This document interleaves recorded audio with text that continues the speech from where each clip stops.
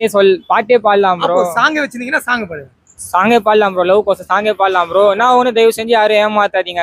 கையை பிடிச்சி லவ் சொல்ல நீ தான் என் ஹார்ட்டுக்குள்ள. நான் இப்போவே சொல்றேன், பசங்களுக்கு தயவு செஞ்சு இங்க கொடுக்காதீங்க தொல்லை. அவள் தான் நான் ஓப்பனா ஒரே வார்த்தை ப்ரோ. லவ் பண்றீங்க அம்மா அப்பா கிட்ட கேட்டு லவ் பண்ணும்போது மட்டும் நல்லா ஸ்வீட் வாரி அடிக்கிறீங்க. 5 கிலோ ஸ்வீட் வாரி தட்டி தட்டி அடிக்கிறீங்க.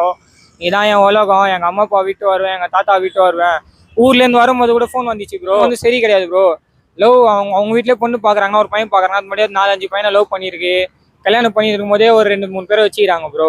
இது உண்மைதான் ப்ரோ. ஏன்னா வந்து என் ஃப்ரெண்டு அவங்க ஆளே ப்ரோ. ஃப்ரெண்டை வந்து லவ் பண்ணான் ப்ரோ. அந்த பொண்ணு என்ன லவ் பண்றேன்னு சொல்லிச்சு. இப்போ அதனால ஃப்ரெண்ட்ஷிப்பே ஒஞ்சிச்சு.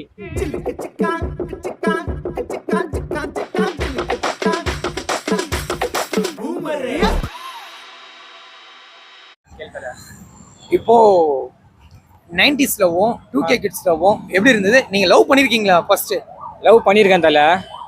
பண்ணலாம் சொல்ல மாட்டேன். ஃபர்ஸ்ட் ஒரு பொண்ணை லவ் பண்ணேன். அதுக்கு மாதிரி 2வது ஒரு பொண்ணை ரொம்ப லவ் பண்ணேன். எப்படின்னா அந்த பொண்ணு ஒன் சைடா வந்து 1 வருஷமா 4 வருஷமா வந்து கஷ்டம் இருந்தது. லவ் பண்ணேன். இப்போ 1 வருஷம் முடிஞ்சது. இப்போ வீட்டில் மாட்டிக்கிச்சு. வீட்டில் மாட்டி நிறைய அடிலாம் வாங்கிச்சு. இல்லைன்னா சொல்ல மாட்டேன். இப்போ திருப்பினா கதைனா என்ன லவ் பண்ணா இல்லையான்னு தெரியல நம்மளுக்கு. அது வந்து விட்டு போயிச்சா எதுவுமே சொல்ல நம்மளுக்கு. ஏன்னா வந்து இப்போ வேற ஒரு பையன் சொல்றான் நான் வந்து அந்த பொண்ணை லவ் பண்றேன்னு. அந்த பொண்ணு வந்து நம்மளுக்கு உண்மையா இருக்கா ஃபேக்கா இருக்கா வந்து தெரியல. ஆண்டவனுக்கு தான் தெரியும். அது நம்ம வந்து அந்த பொண்ணுக்காக வந்து நிறைய செஞ்சிருக்கோம். லவ் பண்ணும் போதே கையை வச்சுக்கினேன். நான் வீட்டில் நான் போய் சொன்னேன், கை வந்து வச்சுக்கினேன் வந்து வண்டியால. ஆனால் இந்த கை ஒஞ்சது இதே கை தான். எங்கள் ஃப்ரெண்ட்ஸுக்கு தான் ப்ரோ சாப்பிட வந்து கூப்பிடுவாங்க. சாப்பிடலாம் இந்த பசங்க தான் ஊட்டியே விடுவாங்க. கை ஒஞ்சிச்சு. 1 வாரம் 10 நாள் கழிச்சு நான் வந்து பெண்ணாயில் குச்சிக்கினேன். எத்தனை வருஷமா லவ் பண்ணிருக்கீங்க ப்ரோ? 1.5 வருஷம் ஆயிடுச்சு ப்ரோ. அந்த பொண்ணு வந்து என்னை வந்து ஒன் சைடா வந்து 4 வருஷமா பண்ணி நின்றுச்சு. 1.5 வருஷம் ஆயிடுச்சு. அந்த பொண்ணுக்காக வந்து பின்னாடி ஒரு நாள் இல்லை, நான் டெய்லி அந்த பொண்ணுக்காக பார்க்க போவேன். அந்த பொண்ணுக்காக வந்து அழுவாத நாள் இல்லை. இப்போ கூட ஓப்பனா சொன்னா நம்ம வந்து கண்ணு காலில் பேசும்போது நம்ம வந்து கண்ட்ரோல் பண்ணிட்டு இருக்கோம். அவ்வளோ லவ் பண்றோம் டீப்பா. அந்த பொண்ணு வந்து நம்ம கையில வந்து எப்படி சொல்றது, உண்மையை மாதிரிதான் பொய் மாதிரிதான் தெரியல. தயவு செஞ்சு சொல்றேன், லவ் பண்ணா வந்து இன்ட்ரெஸ்டா கடைசி வரைக்கும் இருந்தா பண்ணுங்க. ரிலேஷன்ஷிப்ல வந்துட்டு தேவையில்லாம வெளில வந்துட்டு உள்ள போகாதீங்க. அம்மா திட்டுறாங்க அப்பா திட்டுறாங்க. அம்மா திட்டுறாங்கன்னா எனக்கும் அம்மா அப்பா இருந்தாங்க, இல்லைன்னா சொல்ல மாட்டேன். அப்போ நான் சொன்னேன் நான் எங்க அம்மா திட்டுவாங்கன்னு. இல்லை ப்ரோ உங்க கையில பொதுவாக கேட்குறேன், இப்போ லவ் பண்ணும் போது அம்மா அப்பா கையில வந்து கேட்டு பண்றீங்களா? இல்ல, எனக்கு ஒரே டவுட். எல்லாருமே வந்து லவ் பண்ணும்போது எனக்கு அம்மாவுக்கு மேலதான் நான் உன்னை லவ் பண்றேன், அம்மாவுக்கு ஈக்குவலா நான் உன்னை பாக்குறேன், என் லைஃப் டிராவலிங்ல வரணும், நீ இருந்தா என் வாழ்க்கை சந்தோஷமா இருக்கும் அப்படின்னு லவ் பண்ணும்போது நிறைய பேர் சொல்றானுங்க. அது மாதிரி எதனா விஷயமா சொல்லி ப்ரோ அந்த பொண்ணு தெரியுமா ப்ரோ சொல்லிச்சு, நீ தான் எனக்கு எல்லாமே, எங்க அம்மா அப்பா கூட வேணாம், நான் உன் கூட இருந்தா நான் சந்தோஷமா இருப்பேன், நான் இல்லைன்னா சொல்ல உன் கூட இருந்தா சந்தோஷமா இருப்பேன். ஏன்னா வீட்லயும் சப்போர்ட் பண்ணாங்க. இப்போ அவங்க வீட்லயும் அவங்க அம்மா என்ன சொன்னாங்க, நீ வந்து கல்யாணம் பண்ணிக்கோ, நான் வந்து ரிஜிஸ்டர் ஆஃபீஸ்ல நானே உன் கையெழுத்து போடுறேன்னு சொன்னாங்க. அவங்க அம்மாவே சொன்னாங்க. என்கிட்ட சொன்னாங்க ப்ரோ, சத்தியமா சொல்றேன். இப்போ அவங்க அம்மா வந்து வீட்டு பிரச்சனையால வந்து 2 வீட்ல கூப்பிட்டு வந்து பேசினாங்க. இப்போ அவங்க அம்மா வந்து வேணான்றாங்க. இப்போ வந்து என்ன சொல்றேன், அந்த பொண்ணு வந்து வேணான்னு சொல்ல இன்னும்.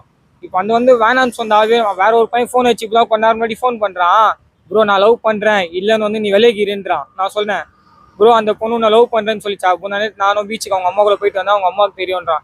சரி அந்த பொண்ணு கிட்ட ஃபோன் கொடுன்றேன், ஆனா கொடுக்க மாட்டான் ஃபோனு.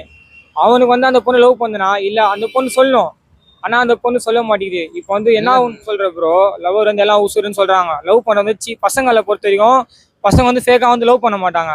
அது நான் மட்டும் இல்லை, எந்த பசங்களா இருந்தாலும் வந்து எந்த பசங்களும் ஃபேக்கா வந்து லவ் பண்ண மாட்டாங்க. பொண்ணுங்க ஃபேக்கா வேணா லவ் பண்ணுவாங்க. 100% அச்சு சொல்லுவேன். இதுக்கு மேலே யாராச்சும் லவ் பண்றது இருந்தா லவ் தயவு செஞ்சு பண்ணாதீங்க. அம்மா அப்பா வந்து யோசிச்சு பாருங்க முன்னாடி. தயவு செஞ்சு லவ் பண்ணாதீங்க. லவ் பண்ணி தேவையில்லாம வந்து கஷ்டத்துல மாட்டாதீங்க. ஏன்னா நான் வந்து நிறைய வந்து அடிப்பட்டு தான் வந்திருக்கேன். இது ஃபர்ஸ்ட் லவ் விட செகண்ட் லவ். இது ரொம்ப லவ் பண்ணிட்டேன். ஏற்கனவே லவ் பண்ணேன். அந்த பொண்ணு அப்படிதான் என்ன விட்டு போயிடுச்சு.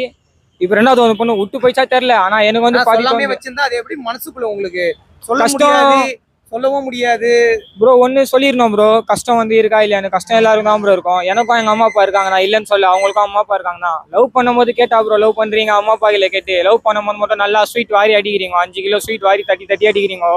இதான் என் உலகம். எங்க அம்மா அப்பா விட்டு வருவேன், எங்க தாத்தா விட்டு வருவேன். ஊர்ல இருந்து வரும்போது கூட ஃபோன் வந்துச்சு ப்ரோ, நான் வீட்டை விட்டு ஓடி வரேன், எல்லாமே வந்தது. இல்லைன்னா சொல்ல.